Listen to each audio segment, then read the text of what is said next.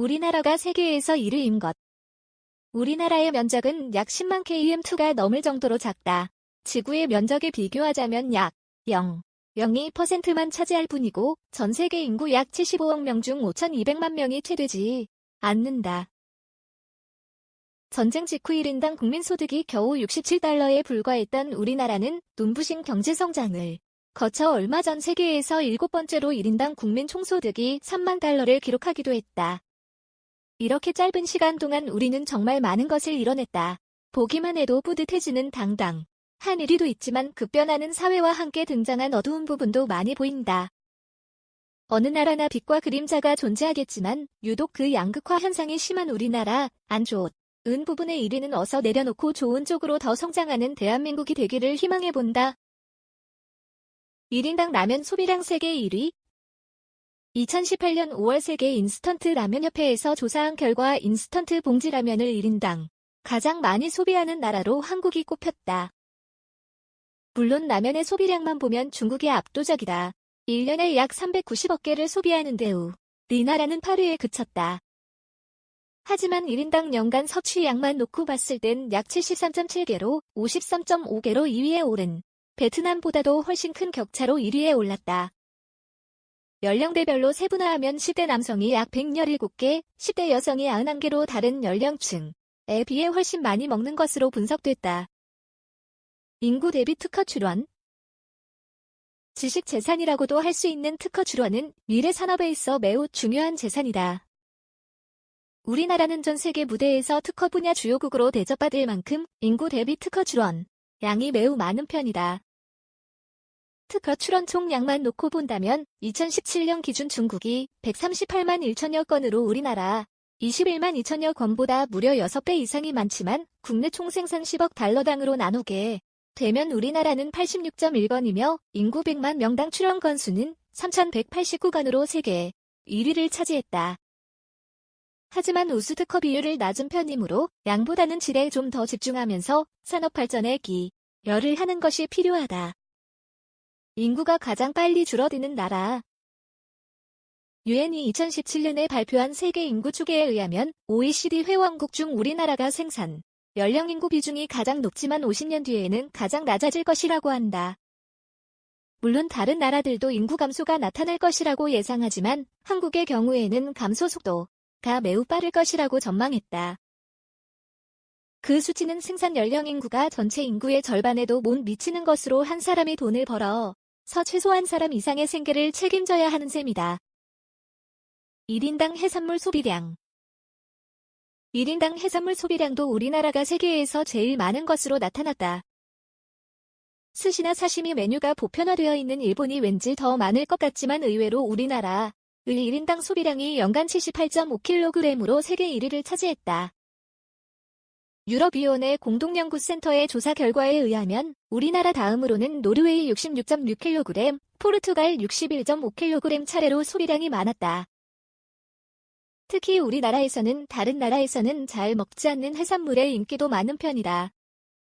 전 세계에서 유일하게 우리나라만 먹는다는 미더덕, 전 세계의 소비량 90%를 우리나라에서 소비한다는 골뱅이 등이 있다.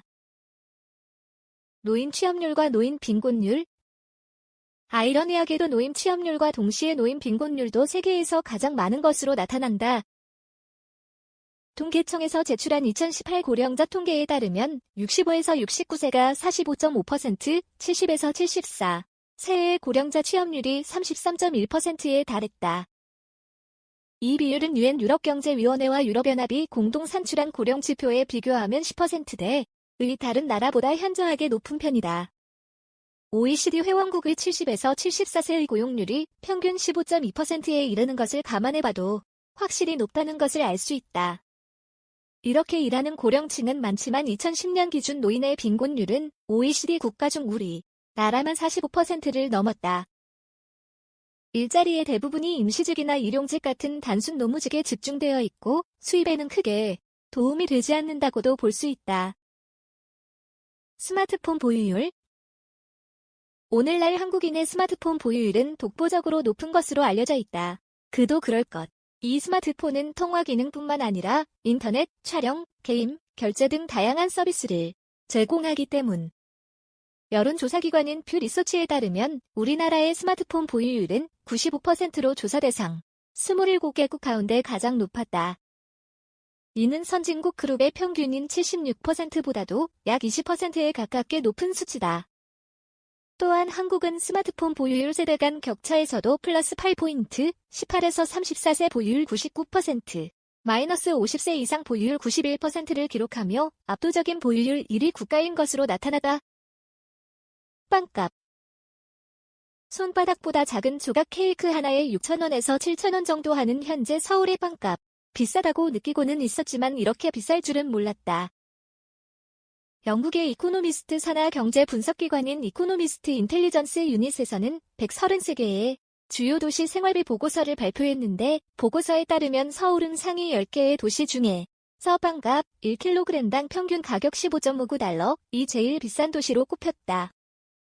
현재 서울의 물가는 뉴욕과 비슷한 수준이지만 빵이나 맥주 등의 값이 월등하게 높은 편이다. 인구 대비 성형 건수. 국제미용성형외과협회 보고서 내용에 따르면 2011년 기준 전체 성형수술 및 미용시술 건수에서 우리나라는 세계 7위였지만 인구 1000명당 건수는 13.5건에 달해 인구 대 비성형 건수 1위 자리를 고수했다. 2013년 자료에 따르면 인구 대비 성형외과 의사 수 역시 우리나라가 1위다. 그러다 보니 외국인들을 위한 성형 전용 여행 상품이 있을 정도로 우리나라의 성형수술에 대한 신뢰도는 해외에서도 꽤 알아주는 성형 강국인 셈이다. 1인당 플라스틱 사용량. 20세기 최고의 발명품이라고 불리던 플라스틱, 처음에는 그 편리함의 마구잡이로 사용했다.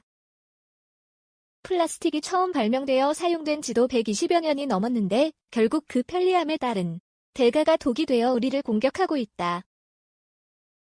2016년 통계청 발표에 따르면 우리나라 국민 1인당 연간 플라스틱을 사용하는 양은 98.2kg로 집계됐다.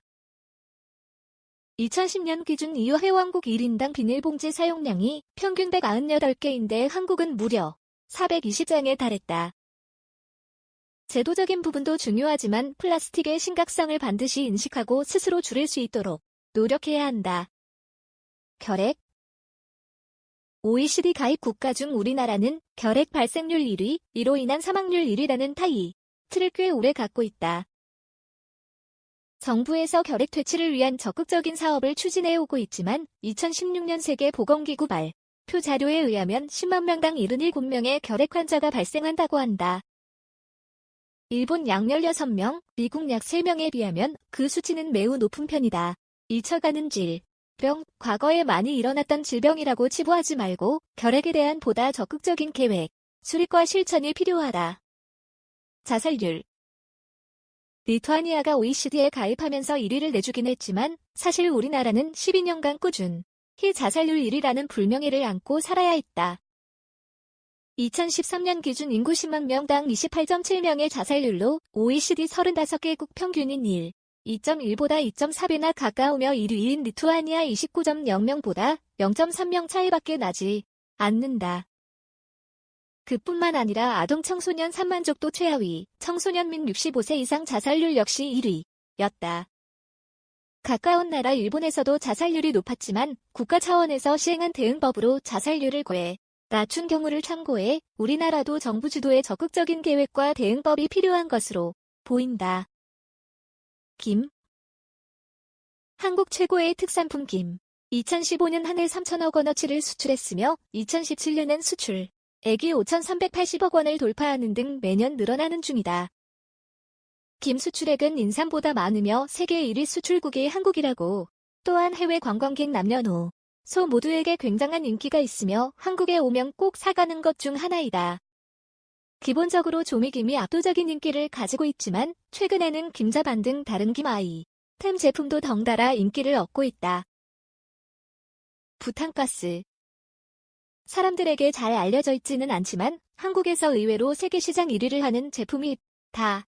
그것은 바로 부탄가스.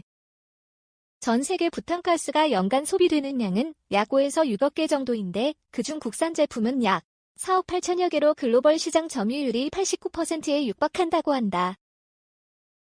즉 10명 중 9명에 가까운 사람들이 우리나라의 휴대용 부탄가스를 이용하는 셈이다.